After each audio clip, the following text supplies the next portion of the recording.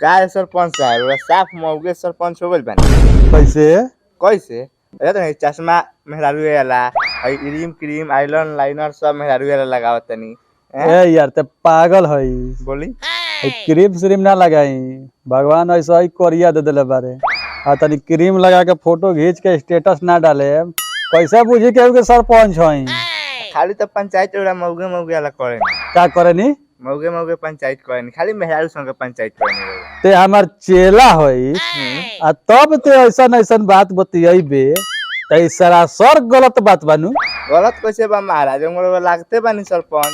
अच्छा एगो बात बताओ, आज के डेट में मर्द के झगड़ा कहाँ रह गइल बा? सारा झगड़ा के जड़ मेहरारू बारी सो।